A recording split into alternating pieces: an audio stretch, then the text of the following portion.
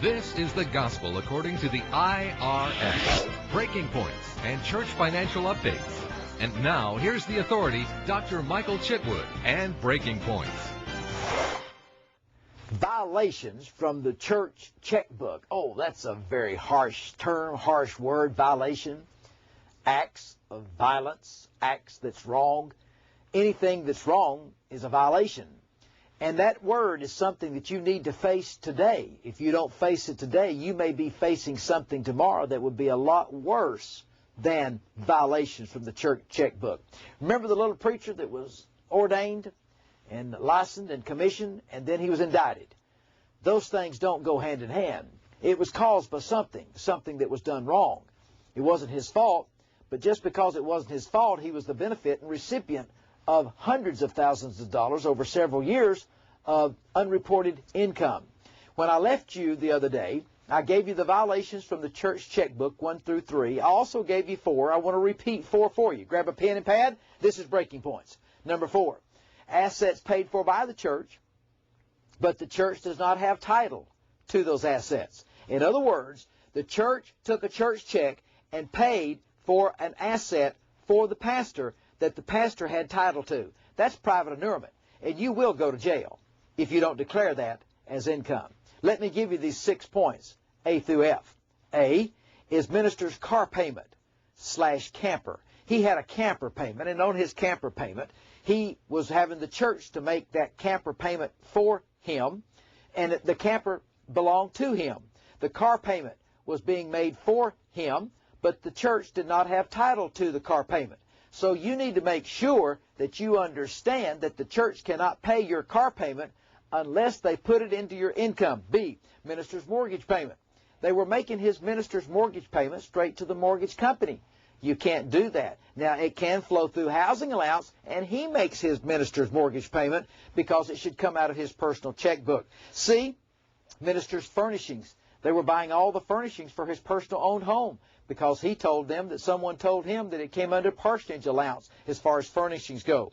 D, personal credit cards for use of just the church and some personal. For example, you got a credit card statement that comes in. You take it into the church check writer. She writes a check for the full amount. The things that were on there that were church can be paid for by the church. But he also had a lot of personal things on there. She didn't know. The board said they could do it. So they just kept paying the pastor's personal credit cards. E, membership to a sporting facility, to a gym that the church was paying on behalf of the pastor and his family. And F, a cassette player, a video camera, and all of his personal books for his library were included in this asset disbursement. Now, that's A through F for you there. Just one category, assets paid for by the church. Number 5, annuity payments, which are self-serving. You can't do that if they're self-serving. It doesn't meet the criteria of the Internal Revenue Code.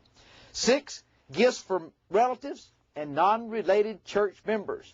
You can't have the church to buy gifts for the pastor's relatives. It's against the law. Number 7, they were paying for his postage, personal stationery, and all the little knickknacks for the pastor's house. In other words, when he got ready to mail his bills, he'd take all of his bills in to the church secretary, and she would use the postage of the church. That's just one thing. And you know what happens as you start talking, more things come out. More things are violations, and it just does not work out very well.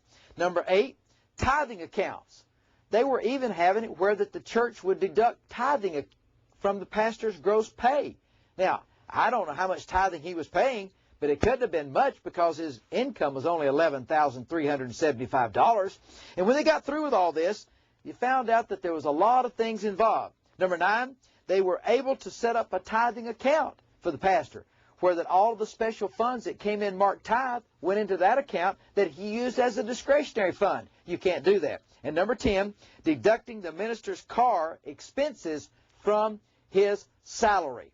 You can't deduct the minister's car expenses from his salary. Don't get that confused. They were making his car payment on an asset that he didn't own, but you cannot deduct the minister's expenses on his automobile from his W-2 form. After that was all done and said, $83,000 is the total amount that the IRS said he should have declared as income. Now, ladies and gentlemen, do you remember what it was at the beginning? $11,375, and it jumped all the way for 1 year to $83,000.